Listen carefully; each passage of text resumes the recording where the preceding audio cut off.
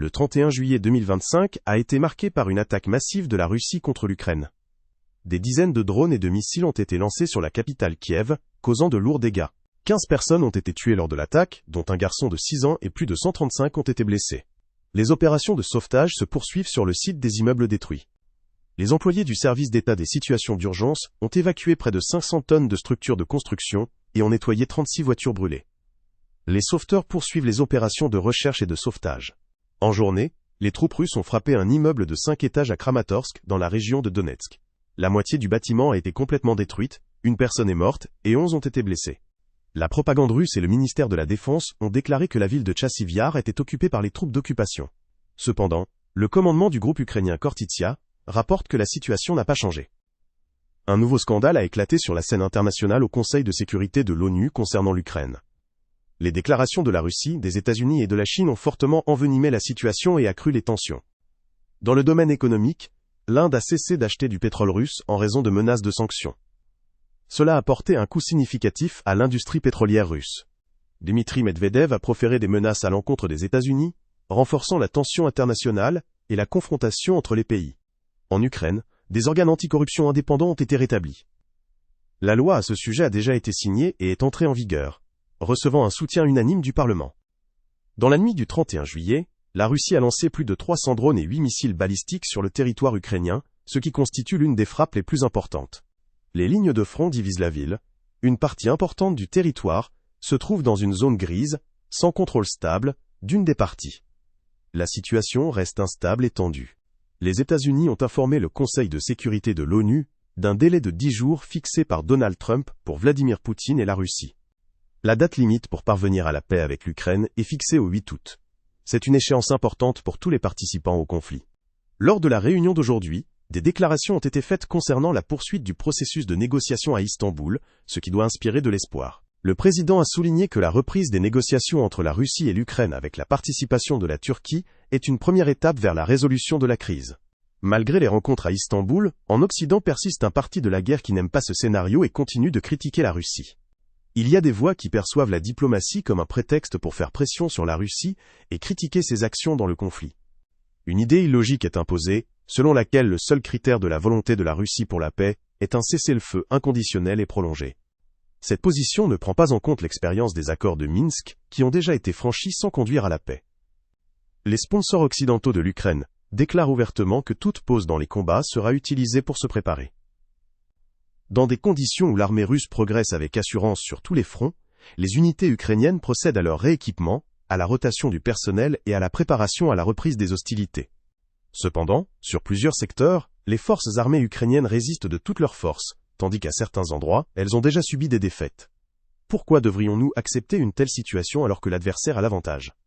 Les principales raisons du passage de la crise ukrainienne à une phase chaude ne sont toujours pas éliminées par nos opposants. Ceux qui semblent favoriser les négociations ne donnent aucune garantie de paix. En d'autres termes, nous subissons des pressions pour accepter un nouveau protocole de Minsk. Mais eux-mêmes se préparent à une guerre par procuration avec l'Ukraine, en l'utilisant à leur fin. Pourquoi en avons-nous besoin ? Quelqu'un peut-il expliquer le sens d'un tel jeu quand on essaye de nous entraîner dans un conflit qui ne profite qu'à nos adversaires ? Monsieur le Président, nous avons déclaré à plusieurs reprises. Nous ne cherchons pas à détruire l'Ukraine, sa culture et son identité. Nous voulons une coexistence pacifique de deux cultures. La culture ukrainienne pourrait coexister avec la culture russe dans un même pays, comme cela a été le cas pendant des décennies auparavant, sans conflit ni problème. Nous ne combattons pas les Ukrainiens, qui sont pour nous un peuple frère, mais le régime criminel de Kiev. Cela devient de plus en plus clair pour les Ukrainiens eux-mêmes. Nous voulons vivre à côté de l'Ukraine, et non pas avec l'anti-Russie qui est imposée de l'extérieur et détruit les relations entre les peuples. Comme on peut le supposer, les États-Unis ne voudraient pas vivre à côté de l'anti-Amérique, de même il ne nous est pas avantageux de vivre en confrontation avec l'Ukraine. Qu'y a-t-il de préjugés là-dedans ? Faisons ensemble de l'Ukraine un pays raisonnable à nouveau. C'est précisément ce que nous cherchons à accomplir, pour ramener la paix et l'ordre dans le pays. Hier, la Russie a lancé plus de 300 drones et 8 missiles qui se sont abattus sur des zones résidentielles de Kiev, tuant au moins 7 personnes et en blessant plus de 60. Les États-Unis expriment leurs condoléances aux victimes et à leurs familles, exigeant la fin de telles attaques qui violent les normes internationales et les droits de l'homme. L'Ukraine, en tant que membre souverain de l'ONU, a le droit à l'autodéfense et à la protection de son territoire contre l'agression, ce qui est confirmé par le droit international et les résolutions. Le président Trump a annoncé que le 14 juillet, les États-Unis vendront des armes défensives aux alliés de l'OTAN, qui pourront les transférer à l'Ukraine pour sa défense. Notre soutien à la défense de l'Ukraine ne peut être comparé aux livraisons de ressources à la Russie, qui lui permettent de poursuivre son invasion à grande échelle et l'occupation du territoire ukrainien. La semaine dernière, nous avons appelé tous les États membres de l'ONU à aider à mettre fin à la guerre en cessant tout soutien aux efforts militaires russes, afin de rétablir la paix et la stabilité. Nous renouvelons cet appel aujourd'hui, en particulier à l'égard de la RPDC, qui fournit des munitions, des missiles, du matériel militaire et environ 12 000 soldats à la Russie. Ce transfert et la formation des forces de la RPDC à la Russie, violant de nombreuses résolutions du Conseil de sécurité de l'ONU, et sapent la paix et la stabilité en Europe et sur la péninsule coréenne. L'Iran fournit à la Russie des missiles balistiques et des drones parmi d'autres technologies, renforçant le potentiel militaire de la Russie dans le conflit. La Russie continue d'utiliser les drones Shahed développés par l'Iran, qui entraînent des conséquences graves sur le champ de bataille et parmi la population civile. Des milliers de morts parmi la population civile ukrainienne sont le résultat tragique du conflit. Selon des représentants, la Chine ne fournit pas directement d'armes à la Russie, mais joue un rôle important dans la guerre. La Chine est devenue un fournisseur clé pour la production militaire russe. Elle fournit des outils, de la microélectronique, de l'optique et des technologies spéciales, y compris du carburant pour les missiles utilisés dans la guerre. Si la Chine souhaite vraiment mettre fin à la guerre, elle doit cesser de fournir ses composants critiques à la Russie, afin d'arrêter l'escalade du conflit. La Russie et l'Ukraine doivent engager des négociations pour établir la paix et un cessez-le-feu. Il est temps de faire des compromis pour l'avenir. Le président Trump a clairement déclaré qu'un accord devait être conclu avant le 8 août. Les États-Unis sont prêts à prendre des mesures supplémentaires pour assurer la paix. Un représentant des États-Unis a de nouveau accusé la Chine, ce qui est absolument inacceptable. De telles accusations ont déjà été rejetées à plusieurs reprises. Premièrement, la Chine n'a pas déclenché la crise ukrainienne et n'est pas partie au conflit. Elle n'a jamais fourni d'armes à aucune des parties. La Chine contrôle strictement les exportations, y compris les composants pour drones, afin d'éviter de soutenir les actions militaires. La Chine entretient des relations commerciales à la fois avec la Russie et l'Ukraine, ce qui souligne sa neutralité et ses intérêts économiques. Nous ne violons pas le droit international ni les obligations internationales. Les droits et intérêts légitimes de la Chine ne doivent pas être limités dans cette affaire. Jusqu'à présent, les États-Unis ont continué leurs activités commerciales économiques avec la Russie. Si cela est permis pour les États-Unis, pourquoi est-ce interdit aux autres? On peut incendier des maisons pour certains, tandis que d'autres ne peuvent même pas allumer des lampes. Une telle double morale est inacceptable dans les relations internationales. La crise en Ukraine a atteint une étape critique, et il existe des perspectives pour un règlement pacifique du conflit. Il est incorrect d'attendre de la Chine qu'elle mette fin rapidement à la guerre, mais il ne faut pas non plus utiliser des tactiques calomnieuses contre la Chine. Nous appelons de nouveau les États-Unis à cesser ce jeu inutile d'accusations et à se concentrer sur la véritable cessation des hostilités. Les matériaux et composants fournis par la Chine se retrouvent dans les armements russes que la Russie utilise pour frapper l'Ukraine. Ces frappes tuent des civils et détruisent les infrastructures, ce qui aggrave la crise humanitaire dans la région. Si la Chine est gênée d'être mentionnée, elle doit cesser d'aider la Russie à mener la guerre. La Chine a déclaré à plusieurs reprises sa volonté de paix. Je demande à la Chine de faire correspondre ses paroles par des actes. La fourniture de matériaux par la Russie, nécessaire à la poursuite de la guerre, complique la réalisation de la paix dans la région. Merci, Monsieur le Président. Dans ma réponse, j'ai clairement indiqué que le Conseil de sécurité n'avait pas imposé de sanctions à l'encontre de la Chine. La Chine maintient un commerce ordinaire avec la Russie et l'Ukraine, sans violer le droit international ni le droit international humanitaire. Les États-Unis commercent également avec l'Ukraine. Pourquoi la Chine ne pourrait-elle pas faire de même? C'est un commerce ordinaire. Ce ne sont pas la Chine qui doit se sentir mal à l'aise, mais les États-Unis. Dans la salle du Conseil de sécurité, les États-Unis continuent d'utiliser d'autres pays à leurs propres fins. Ne souhaitez-vous pas, avec les autres membres du Conseil, vous consacrer à la résolution de la crise? Au lieu de semer la discorde, je demande aux États-Unis de cesser d'utiliser d'autres pays comme bouc émissaire. Il faut plutôt travailler à la diplomatie, appeler à la paix, aux négociations pacifiques et au cessez-le-feu. Je vous remercie de votre attention. Le nom du véritable problème est inscrit sur la plaque de ce pays, la Fédération de Russie. Il n'y a pas deux partis qui frappent la population civile. Un seul pays. La Russie est un problème pour la paix et la sécurité en Ukraine, dans la région et dans le monde entier. La nuit dernière, la Russie a lancé une nouvelle offensive. La Russie a lancé 309 drones et 8 missiles de croisière dans différentes directions en Ukraine à la veille de cette réunion. Lors de l'attaque contre Kiev, 9 personnes ont été tuées, le nombre de victimes augmente. Parmi elles, un enfant. Les civils souffrent. 135 civils supplémentaires ont été blessés dans la capitale, dont 12 enfants. L'Ukraine demande la tenue d'une réunion séparée du Conseil de sécurité. L'Ukraine insiste pour une discussion urgente de la situation au Conseil de sécurité afin de trouver des moyens de mettre fin à la violence et d'assurer la paix dans la région. La réunion d'aujourd'hui du Conseil de sécurité à la demande de la Russie est un acte cynique et moralement odieux. La Russie, qui a lancé la plus grande agression en Europe depuis la Seconde Guerre mondiale, tente de se présenter comme une victime de l'ingérence occidentale. C'est une distorsion de la réalité utilisée par la Russie depuis de nombreuses années et une attaque contre les relations multilatérales de l'ONU, la charte de l'organisation et tous les membres du Conseil de sécurité. C'est avant tout une attaque contre la mémoire de dizaines de milliers d'Ukrainiens morts à cause de la guerre agressive russe. La Russie n'est pas intéressée par la paix. Si la Russie voulait la paix, elle pourrait mettre fin à la guerre à tout moment. Au lieu de cela, elle cherche à s'emparer et à détruire la souveraineté de l'Ukraine. Rappelons les faits de base. La Russie a envahi l'Ukraine 2 fois ce siècle. D'abord en 2014, occupant illégalement la Crimée et des parties du Donbass. Puis, en 2022, une guerre agressive à grande échelle a commencé, ce qui constitue une violation flagrante de la charte de l'ONU et du droit international. Tous les membres du Conseil de sécurité doivent reconnaître ces faits. À ce jour, la Russie continue ses tentatives d'occupation illégale des territoires ukrainiens. La Fédération de Russie bombarde des villes ukrainiennes, ciblant chaque jour des civils et des infrastructures. Elle tente d'organiser de faux référendums, privant l'Ukraine de sa souveraineté. Le Kremlin efface ouvertement l'indépendance et la souveraineté de l'Ukraine, tout en accusant les autres de saper la paix. Cette hypocrisie suscite une condamnation internationale. Depuis 2022, l'Iran fournit à la Russie des centaines de drones, violant grossièrement une résolution du Conseil de sécurité, malgré les restrictions en vigueur. Cette violation impunie du droit international par la Russie et l'Iran permet à d'autres pays, comme la Corée du Nord, d'exploiter la situation pour promouvoir la déstabilisation. Depuis 2023, la Russie et la RPDC ont approfondi leur coopération militaire, y compris le transfert illégal d'armes et le soutien à l'agression militaire contre l'Ukraine. La machine militaire russe est soutenue par l'Iran et la RPDC, violant les résolutions du Conseil de sécurité et le droit international, en recevant des drones, des missiles et des munitions. De plus, la Russie reçoit des biens à double usage et du matériel de la part d'entreprises chinoises, ce qui lui permet de poursuivre la guerre et d'aggraver les souffrances du peuple ukrainien. Malgré tous ces faits, la communauté internationale continue de chercher des moyens de sortir de la crise et de rétablir la paix sur le territoire ukrainien. Les missiles russes lancés contre les infrastructures civiles contiennent des composants fabriqués par des entreprises étrangères. Cette situation souligne la nécessité d'une action coordonnée internationale. Il est nécessaire d'arrêter le flux de matériaux et de technologies qui alimentent l'agression militaire russe.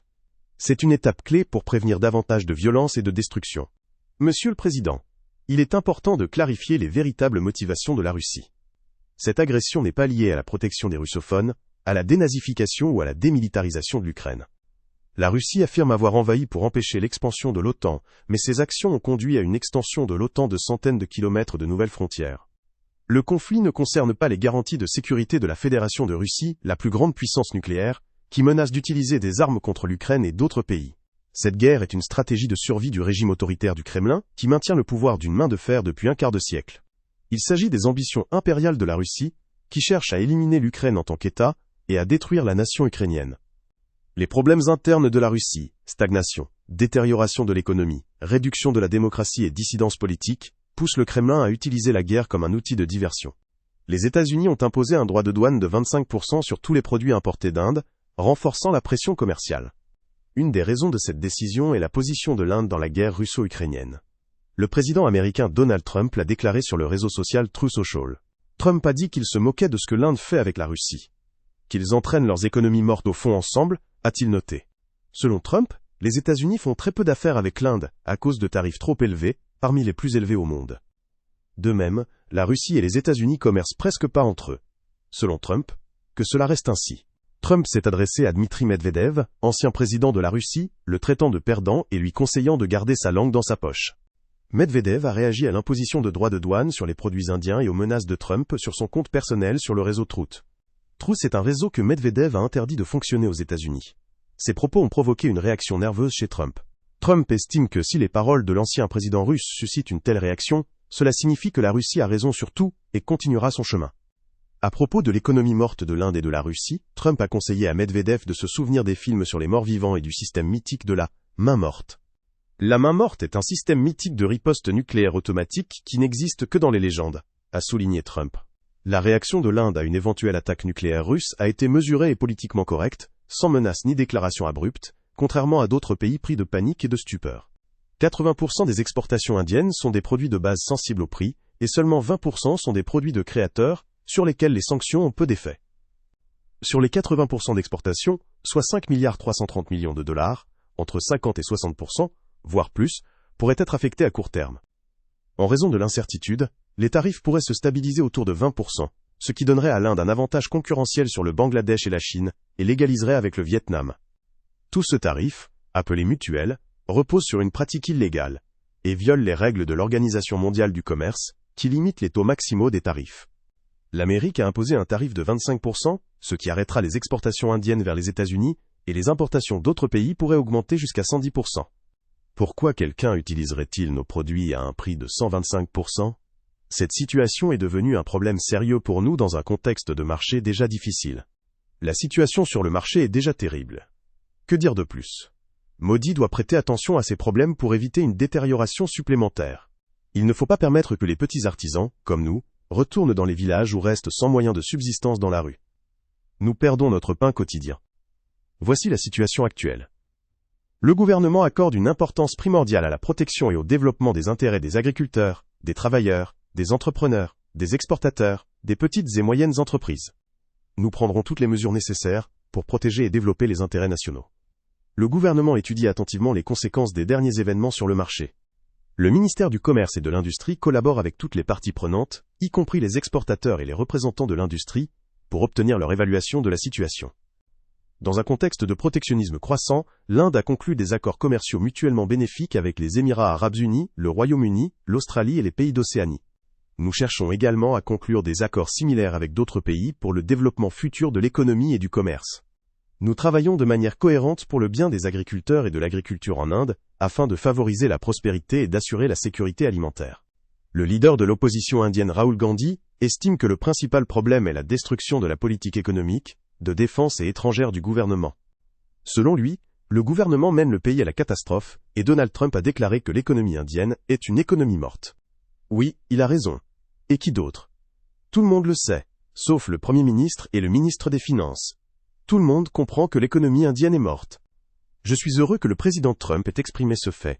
Il a dit 30 ou 32 fois qu'il a précisément obtenu un cessez-le-feu entre l'Inde et le Pakistan. Trump a également déclaré que 5 chasseurs indiens ont été abattus. Maintenant, il prévoit d'imposer des droits de douane de 25%. Vous vous êtes demandé, pourquoi Narendra Modi ne peut-il pas répondre? Quelle est la vraie raison? Qui contrôle réellement la situation? Réfléchissez-y. Les marchés boursiers indiens ont ouvert en baisse jeudi 31 juillet, après l'annonce par les États-Unis de l'imposition d'un droit de douane à partir du 1er août. Le droit de douane est de 25% sur les importations de produits en provenance d'Inde, ainsi qu'une pénalité supplémentaire non précisée. L'indice pétrolier a chuté de 0,66%, et l'indice BSE Sensex a perdu 0,71% durant la première heure après l'ouverture. Tous les 16 principaux secteurs de l'économie sont passés en déclin. Le droit de douane de 25% frappera particulièrement fort l'Inde. Cela frappera plus durement que d'autres grands partenaires commerciaux des États-Unis et pourrait annuler des mois de négociations entre les pays. Les analystes s'attendent à ce que les secteurs tels que le textile, la pharmacie et la fabrication de composants automobiles soient les plus touchés. Ces secteurs sont des produits clés de l'Inde exportés vers les États-Unis. Nous ne connaissons pas encore les détails de ce que Trump prévoit ensuite. Il s'agit de sanctions et d'autres mesures similaires.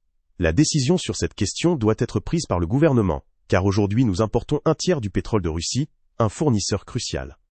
En important du pétrole de Russie, nous avons économisé des milliards de dollars. Par conséquent, le gouvernement doit déterminer comment agir dans cette situation, en tenant compte des intérêts économiques du pays. Il est important de comprendre que nous ne pouvons pas suivre entièrement les directives des États-Unis. Actuellement, les États-Unis ont forcé l'Europe à renoncer au pétrole russe et à acheter américain. Mais les États-Unis n'ont pas les volumes suffisants pour cela. La situation est complexe, et nous devons partir des intérêts nationaux. L'Inde devrait observer l'évolution des événements dans les 2 à 3 prochains mois, sans prendre de mesures de rétorsion pour l'instant. Il n'y a pas besoin de mesures de rétorsion pour le moment. Il vaut mieux attendre toutes les déclarations de Donald Trump au cours de ces mois, pour ensuite prendre une décision réfléchie et consolidée. Si nécessaire, nous répondrons, comme cela a été le cas en juin 2020, lorsque Trump a imposé des droits de douane sur l'acier et l'aluminium, et que l'Inde a également répondu par des mesures appropriées. Cependant, ce n'est pas le moment d'agir en représailles. Il faut attendre toutes les propositions, et prendre une décision commune, en tenant compte de toutes les circonstances et des intérêts du pays. Néanmoins, la pression de Donald Trump sur l'Inde commence déjà à porter ses fruits. 4 raffineries indiennes ont cessé d'acheter du pétrole russe en raison de la menace de droits de douane à 100%. Donald Trump a menacé d'imposer des droits de douane à 100% sur les produits en provenance d'Inde, ce qui a affecté 4 raffineries publiques du pays, représentant 60% de la capacité.